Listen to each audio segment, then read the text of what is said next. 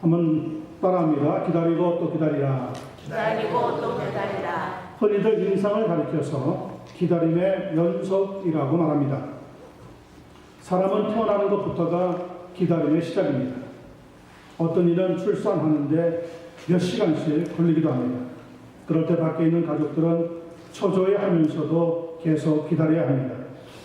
아이가 자라서 학교에 들어갑니다. 그렇게 해서 대학을 졸업할 때까지 12년이라고 하는 시간을 기다려야 합니다. 졸업 후에는 직장을 위해서 기다려야 하기도 합니다. 그뿐 아니라 결혼을 앞두고 나를 위한 짝을 기다려야 하는 것이 우리의 삶의 일정 부분입니다. 그리고 결혼하여 가정을 이루었다고 하더라도 또 2세가 태어날 때까지 여러 날을 기다려야 합니다. 이렇게 우리의 인생의 삶을 살아가며 기다릴 때 우리 성도들은 과연 무엇을 해야 할까요? 오늘 본문은 그 질문에 대한 대답을 잘 가르쳐주고 있습니다. 말씀을 살펴볼 때 우리 모두에게 큰 하늘의 은혜가 임하게 되기를 간절히 소원합니다. 아멘. 1절과 2절 말씀을 보겠습니다. 다윗의 시 인도자를 따라 부르는 노래 소제목입니다. 1절 내가 여호와를 기다리고 기다렸더니 귀를 기울이사 나의 부르짖음을 들으셨더라.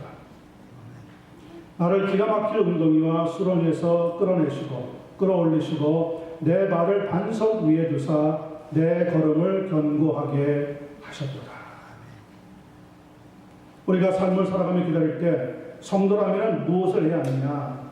하나님의 나를 위한 때와 기회를 주실 것이니 인내하며 기다리라고 가르쳐주고 있습니다. 영어 성경에 보면 I waited patiently for the Lord. 하나님을 참고 끈기 있게 기다렸다. 이런 의미를 가르쳐주고 있습니다. 생각이 없이 감정에 따라 서두르다 보면 일을 그르칠 수밖에 없습니다. 말씀드린 것 같이 본문 시편 40편의 저자는 다윗 왕입니다. 그런데 다윗 왕이 이 시편을 언제 지었느냐에 대해서는 두 가지 의견이 있습니다. 한쪽에서는 다윗이 사울 왕에게 쫓기고 있을 때에 쓴 시편이라고 주장하는 사람들도 있고, 다른 한편에서는 다윗 왕이 자기 아들 압살롬의 반역에 쫓겨서 왕궁 밖으로 피신할 때에 지은 시편이라고 하는 주장도 있습니다. 저는 성경을 살펴보면서 압살롬의 반역에 쫓겨서 다윗 왕이 피신하게 될 때 지은 시편이라고 생각합니다. 아버지에게 있어서, 부모에게 있어서 가장 가슴 아픈 일이 있다면 자녀들로부터 당하는 소름일 겁니다. 특별히 그 중에서도 아들에게 배신을 당하든지 인격 모독을 당한다면 그것보다 더 힘들고 눈물겨운 일은 없으리라고 생각합니다. 오늘 2절에 보니까 나를 기가 막힌 웅덩이와 수렁에서 끌어올리신다 한 말씀이 기록되어 있는데 아마 그런 배경에서 이 시편이 기록되어져 나갔다고 생각이 되어집니다. 다윗이라고 하는 분은 하나님으로부터 그의 일생에 있어서 무수히 많은 위험과 환난에서 구원을 받고 그 하나님의 은총을 감사하면서 노래하고 있습니다. 1절을 다시 봅니다. 내가 여호와를 기다리고 기다렸더니, 그 말은 하나님을 신뢰하면서 끝까지 인내하고 기다릴 때 하나님의 도움을 바라고 있었다는 것을 의미합니다. 시편 37편 7절을 보면은 그런데 우리가 참고 기다릴 때 하지 말아야 할 일에 대해서 분명히 이렇게 가르쳐주고 있습니다. 여호와 앞에 잠잠하고 참고 기다리되 자기 길이 형통하며 악한 꾀를 이루는 자 때문에 뭐하지 말라? 한번 따라합니다. 불평하지 말라. 불평하지 말라. 다시요. 불평하지 말라. 불평하지 말라. 우리가 믿음 생활하면서 여러 가지 일들을 많이 겪게 되는데 참고 기다리고 인내해야죠. 그러나 아무런 의미 없이 참고 기다리고 인내하는 것은 그렇게 효율적이지 않다는 거죠. 뭐가 필요합니까? 참고 기다리되 불평하지 않는 것이 필요하다. 저는 우리 모두가 이 말씀을 믿고 끝까지 하나님의 도움을 기다린다면 절대절명의 환경 가운데서도 소망을 잃지 않게 될 줄로 믿습니다. 아멘. 왜냐하면 우리 앞에 모든 문이 닫혀져 있다고 하더라도 하나님의 도움의 문은 결코 닫히는 법이 없기 때문인 줄로 믿습니다. 또 보니까 귀를 기울이사 나의 부르짖음을 들으셨다라고 말하고 있는데 그것은 기도의 응답을 의미합니다. 성도는 우리의 삶을 살아가면서 기다릴 때 하나님 앞에 기도하는 삶을 살아가면서 기도의 응답을 바라는 삶이 되어야 한다. 하나님은 우리의 기도와 간구를 들으실 뿐만 아니라 그러므로 우리의 기도에 응답도 하시는 분이라는 것을 경험으로, 체험으로 알 수 있는 은혜가 있기를 간절히 소원합니다. 아멘. 하나님께서 애굽에서 고통받고 있던 이스라엘 백성들의 부르짖음을 들으시고 무엇을 허락하셨습니까? 출애굽을 허락해 주셨습니다. 홍해 앞에서 앞이 가로막혀서 쩔쩔매고 있던 자기의 백성들에게 그들이 기도하고 부르짖을 때 하나님은 홍해를 가르셔서 마른 땅을 지나가도록 역사해 주셨다고 가르쳐주고 있습니다. 광야에서 물이 없어 쩔쩔매며 부르짖을 때 하나님께서는 반석에서 물이 터져 나오도록 역사해 주셨습니다. 여호수아가 전쟁 중에 태양이 속히 내려가지 않기를 기도했더니 그 태양이 하루 종일 중천에 머물러서 전쟁에 승리할 수 있었다고 가르쳐주고 있습니다.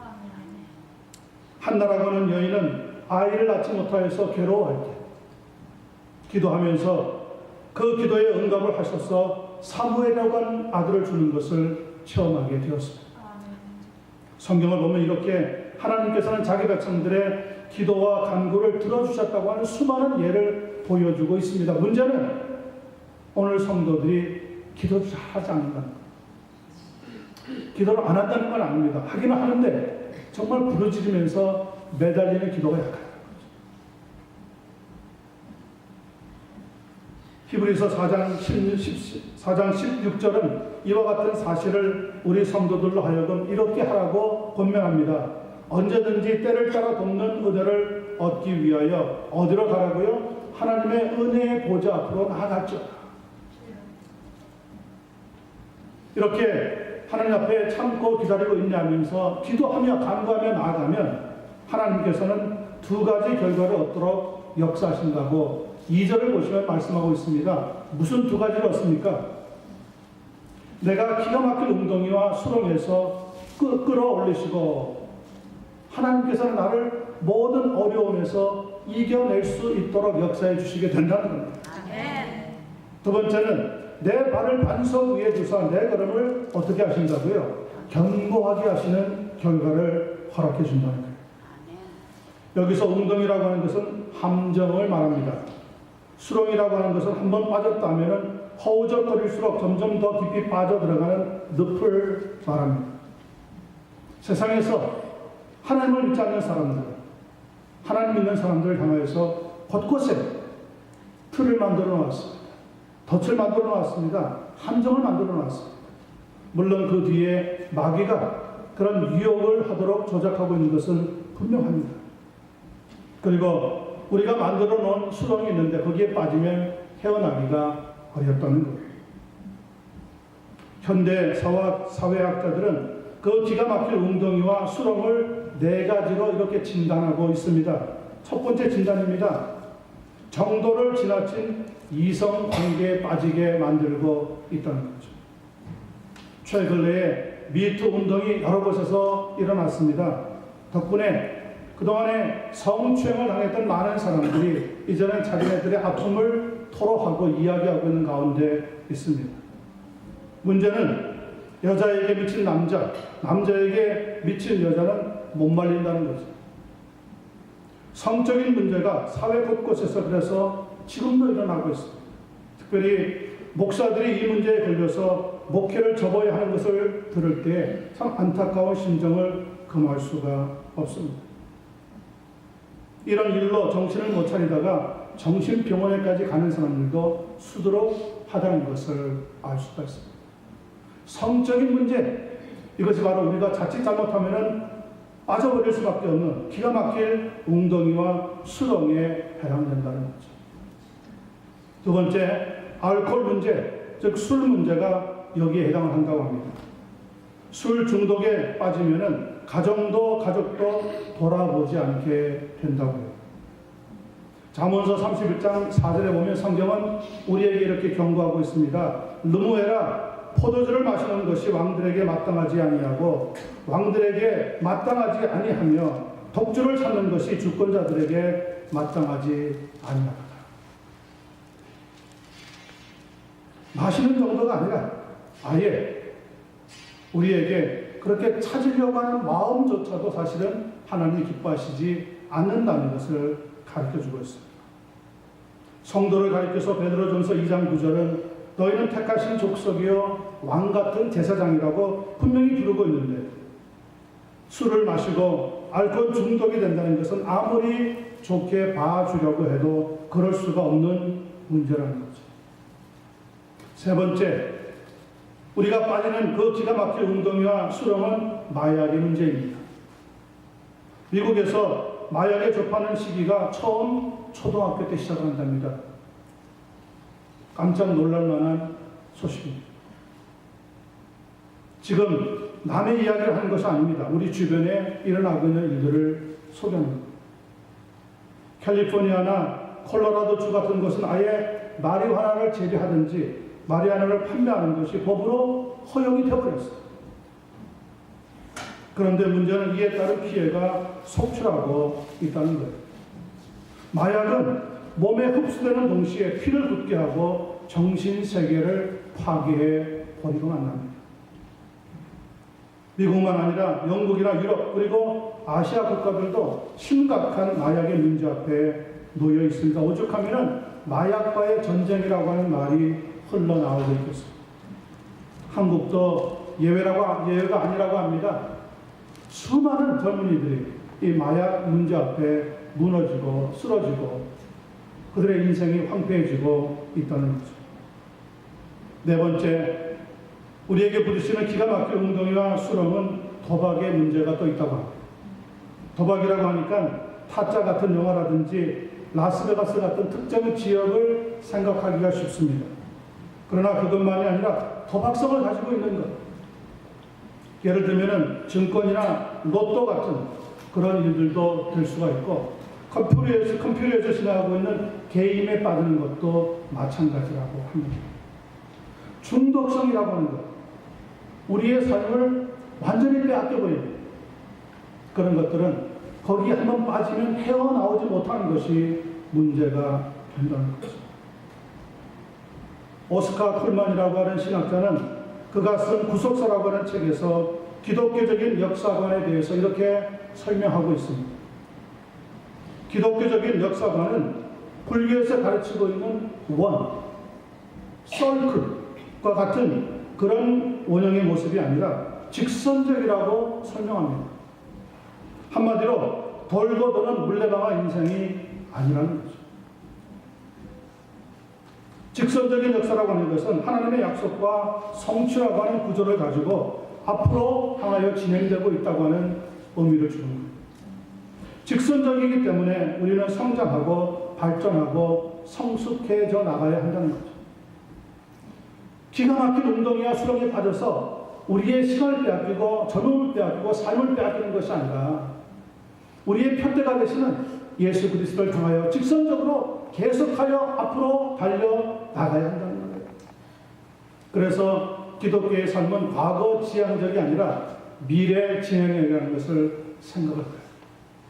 우리는 미래에 다시 만날 예수 그리스도를 향하여서 믿음으로 선한 싸움을 싸우고 우리의 달려갈 길을 달리고 믿음을 지키는 성도라는 것을 잊어버리지 않게 되기를 간절히 소원합니다. 오늘을 살아가는 성도들이 하나님의 뜻을 기다리지 못하다가 불안한 마음에 그냥 자기 자신의 일을 저질러 버릴 때가 참 많이 있습니다. 그래서 기다림에 실패하면서 신앙생활과 같이 실패하는 때가 있다는 거죠. 오늘 이 시편 40편을 찬양으로 만들어 놓은 노래가 있습니다. 한번 보여주세요. 우리 같이 한번 불러보겠습니다. 1절만 불러봅니다. 하나님의 음성을 듣고자 기도하면 귀를 기울이고 나의 기도를 들어주신다는 그런 찬양입니다. 하나님의 음성을 듣고자 기도하면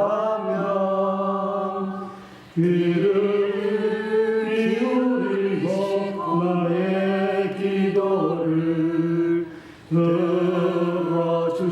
들어주신다네. 깊은 웅덩이와 수렁에서 끌어주시고 나의 발을 반석 위에 세우시서 나를 튼튼히 하셨네. 새 노래로 부르자 랄라라. 하나님께 올릴 찬송을 새 노래로 부르자. 하나님의 사랑을 하나님의 음성을 듣고자 기도하며 하나님은 우리의 귀를 기울이시고 우리의 기도에 응답해 주시게 된다는 성도 여러분, 하나님을 기다리며 또 기도하는 삶을 살아갈 수 있게 되기를 간절히 소원합니다. 히브리서 10장 36절은 왜 우리가 기다리며 인내해야 되는지 그 목적에 대해서 이렇게 설명하고 있습니다. 너희에게 인내가 필요하면 너희가 하나님의 뜻을 행한 후에 약속을 받기 위함이라.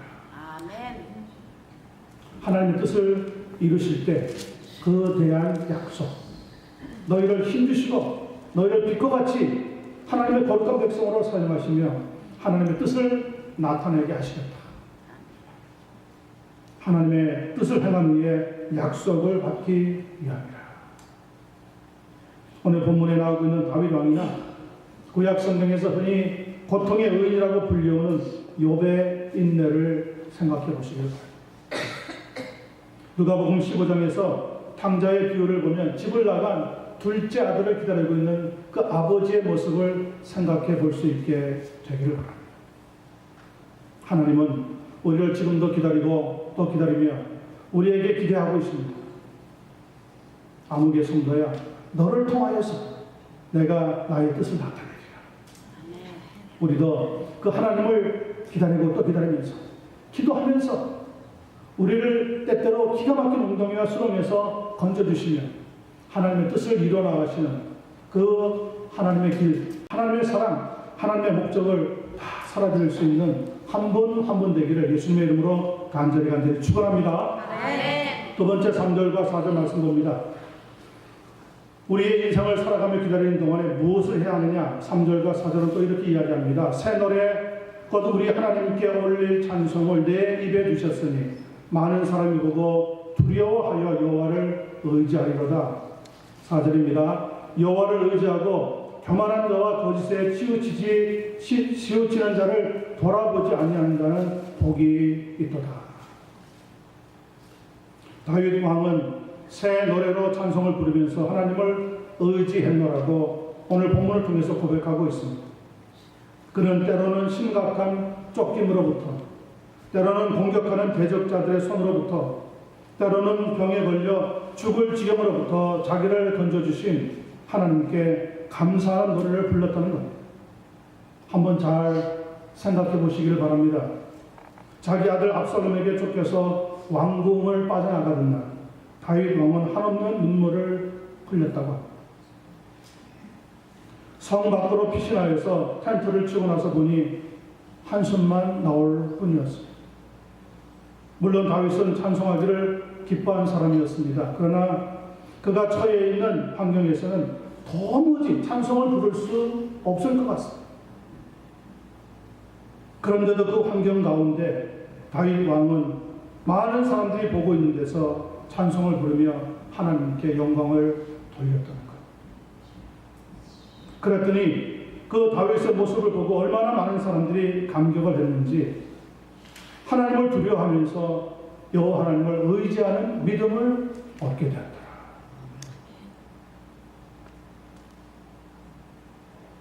여기서 새 노래라고 하는 것은 매일매일 새로운 노래를 만들어서 부르라고 하는 말이 아닙니다. 날마다 새롭게 경험하는 하나님의 은혜에 대한 감격을 가지고 우리의 첫사랑을 회복하면서 매일매일 하나님의 말씀 가운데 찬양 부르며 살아가는 삶이 되어야 한다는 것. 아멘. 우리 모두에게 처음 믿을 때와 같은 그런 감사와 감격이 있기 바라고, 하나님 앞에 그런 목이 메는 가운데 찬송을 불렀던 그런 찬양들이 다시 회복될 수 있게 되어지기를 바랍니다. 아멘. 여러분 생각해 보세요. 아무리 최근에 만들어진 참신한 노래라고 하더라도 의미나 감격이 없이 부른다면 그것은 지루한 노래가 될 수밖에 없을 겁니다. 그러나 하나님 앞에 성령이 충만한 가운데 하나님에 대한 사랑을 회복하면서 그 예수님에 대한 감격을 가지고 찬송을 부른다면 얼마나 잘 부르느냐 못 부르느냐에 떠나서 하나님은 그 찬양을 받으시는 감동이 있는 귀한 찬양으로 승리의 삶을 허락해 주시게 될 줄로 믿습니다. 아멘. 오늘 4절에 하나님을 의지하고 교만한 자와 거짓에 치우치는 자를 돌아보지 않는 자가 그래서 뭐가 있다고 얘기합니까? 복이 있도다. 복이 있다. 하나님을 신뢰하는 자는 언제나 겸손하고 진실합니다.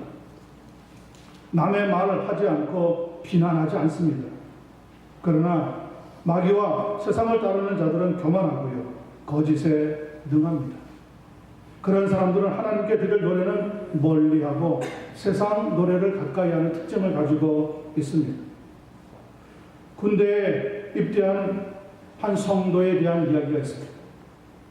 어느 날 내무반에서 신고식을 하는데 고참 선임병들이 이렇게 이야기하더랍니다.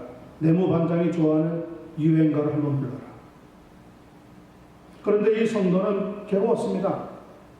아는 유행가가 없는 거예요.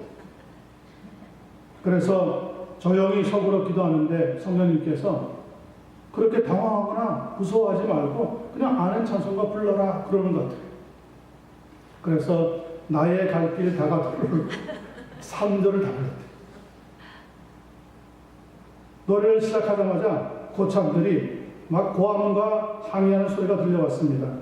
야, 이 신발아, 여기가 교회인 줄 알아? 무슨 그따위 노래를 부르는 거야. 그런데 조용한 가운데 한 군인의 목소리가 들려왔습니다. 조용히 좀 하고 그 신병이 하는 노래 좀 들어보자. 그래서 3절까지 다 불렀대요. 나중에 보니까 그 반에 내무반장이었어요. 그 내무반장이 조용히 이 신병을 찾아와서 네가 믿는 하나님, 너의 인생을 맡긴, 너의 일생을 맡긴 그 하나님이 누군지 좀 가르쳐라. 노래 한 번 듣고 한 사람의 영혼이 바뀌었어요. 그리고 제대 후에 그 신병이 섬기고 있는 교회에 가서 열심히 교회를 섬기면서 나중에 장로까지 됐대요. 여러분, 찬양에 능력이 있어요. 특별히 찬양 안에 예수님을 찬양하는 구절들은 우리에게 힘을 줍니다. 용기를 줍니다. 기쁨을 줍니다. 여호와를 의지하고 교만한 자와 거짓에 치우치지 않는 자를 돌아보지 아니하는 자는 복이 있도다. 여러분, 이 말씀의 뜻을 깨닫는 은혜가 우리 모두에게 넘치게 되기를 바랍니다. 잠언서 3장 5절과 6절을 이렇게 말합니다. 너는 마음을 다하여 여호와를 의뢰하고 네 명철을 의지하지 말라. 너는 범사에 그를 인정하라. 그리하면 네 길을 지키시리라. 그런 점에서 오늘 우리가 대하고 있는 시편 40편 말씀은 메시아 예언시라고 부르는 시편입니다. 우리가 다 읽지는 않았지만 6절로부터 7절, 8절의 말씀을 보면 이렇게 기록되어 있습니다. 주께서 내 귀를 통하여 내게 들려주시기를 제사와 예물을 기뻐하지 아니하시며 번제와 속죄자를 요구하지 아니하신다 하신지라. 그때에 내가 말하기를 내가 왔나이다. 나를 가리켜 기록한 것이 두루마리 책에 있나이다. 이 나는 다윗이 아닙니다. 다윗은 메시아를 바라보면서 지금 예언하고 있는 시편을 기록하는 거예요. 8절입니다. 나의 하나님이여 내가 주의 뜻 행하기를 즐기오니 주의 법이 나의 심중에 있나이다 하였나이다. 이 말씀이 히브리서 10장에 그대로 기록이 되어 있습니다. 하나님이 보내시는 메시아 예수 그리스도께서 이 땅에 하나님의 뜻을 행하기 위해서 오셨다는 거예요. 그러므로 우리도 하나님의 뜻을 기억하면서 그 하나님께 영광의 찬송을 돌려드리는 삶이 되어야 한다는 것을 강조하고 또 강조하고 있습니다. 성도 여러분, 복 있는 사람은 악인의 길을 쫓지 않는다고 했습니다. 오만한 자의 자리에 앉지도 않는다고 했습니다. 오직 하나님의 율법을 주야로 묵상하며 그 율법을 쫓아서 즐거워하는 사람이 하나님의 성도라고 말씀하고 있습니다. 기도하기는 사랑하는 성도 여러분 한 분 한 분이 하나님을 기뻐하면서 여러분이 알고 있는 찬송을 통해서 매일매일 새롭게 감격되는 첫사랑, 우리 예수님을 처음 믿게 되었을 때 그 뜨거움 잃어버리지 않고 감격의 삶을 살아갈 수 있는 한 분 한 분 되어주시기를 예수님의 이름으로 간절히 축원합니다. 아멘. 마지막 5절 말씀 보겠습니다. 여호와 나의 하나님이여, 주께서 행하신 기적이 많고 우리를 향하신 주의 생각도 많아 누구도 주와 견줄 수 없나이다. 내가 널리 알려 말하고자 하나 너무 많아 그 수를 셀 수도 없나이다. 하나님이 우리를 향한 많은 생각이, 많은 계획이 있다는 거예요. 그러므로 우리도 어떻게 믿음 생활하면서 인생을 기다리며 살아가야 됩니까? 하나님에 대한 생각으로 풍성이 채워지는 삶을 살아가야 한다는 거죠. 여러분의 머릿속에 무엇이 들어가느냐, 여러분의 마음속에 무엇이 들어가느냐, 거기에 따라서 무엇이 나오느냐가 결정이 되는 거예요. 가끔씩 말씀을 드리지만 garbage in, garbage out. 우리 속에 쓰레기를 집어넣으면 쓰레기가 나오는 거예요. 그러나 하나님의 말씀이라고 하는 보화를 집어넣으면 이 보화가 다른 사람에게 전해지게 되는 거예요. 아멘. 예수 그리스도의 복음이 우리 속에 들어오면 내 삶을 변화시켜서 복음의 능력이 다른 사람에게 파생이 되는 거예요. 아멘. 이것은 말로 해서 되어지는 일이 아니라 경험을 해야 돼요.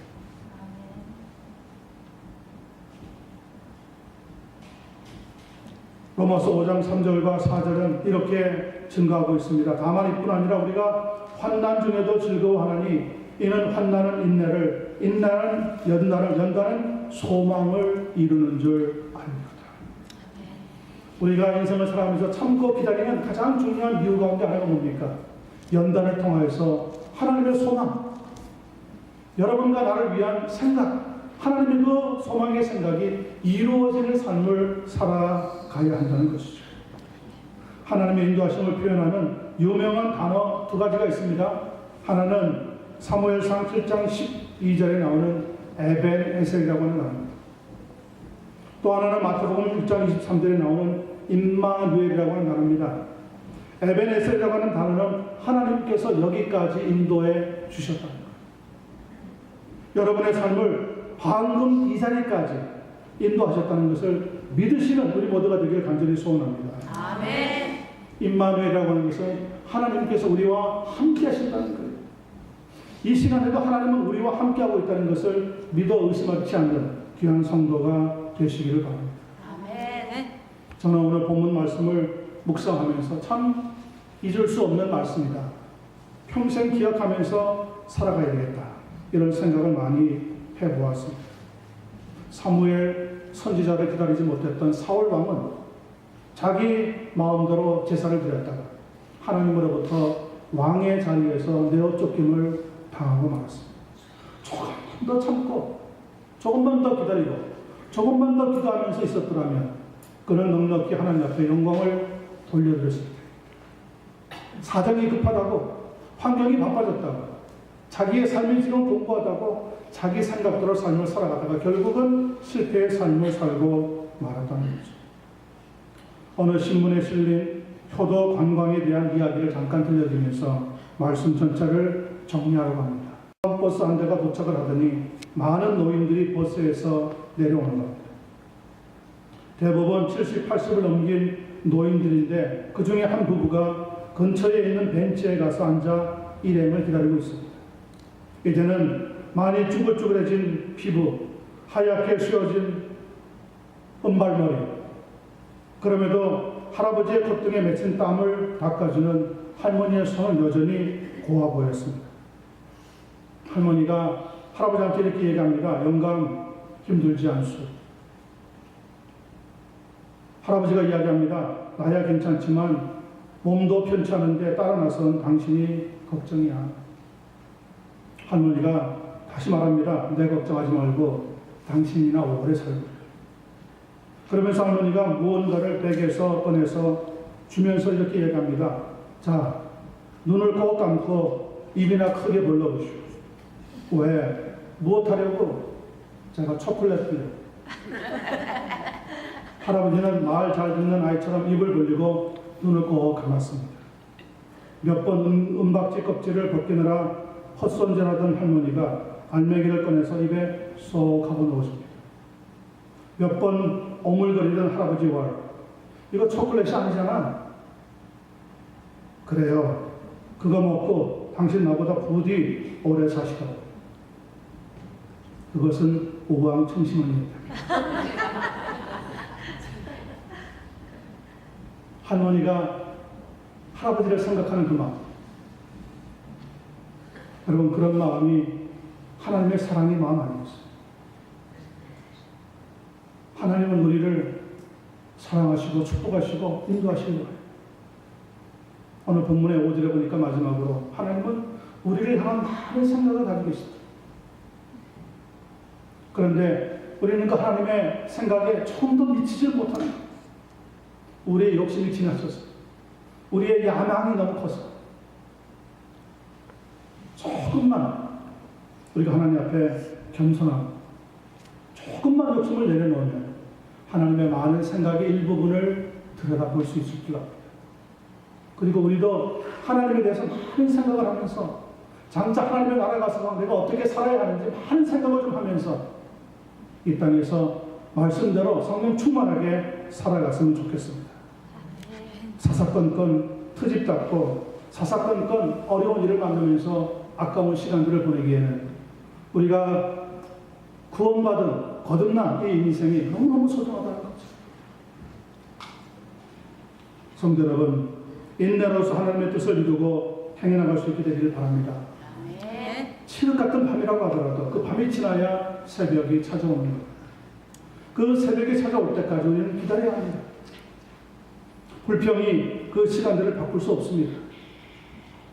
하나님보다 먼저 행동하지 않게 되기를 바랍니다. 하나님의 뜻을 알고 나서 충분히 기도하는 다음 하나님의 인도하심을 받으면서 우리의 삶을 살아갈 때 지금보다 훨씬 더 유익하고 복된 복음의 삶을 살아가게 된 줄로 믿습니다. 그런 귀한 성도님들 다 되시기를 우리 주님 예수님의 이름으로 간절히 축원합니다. 기도하겠습니다.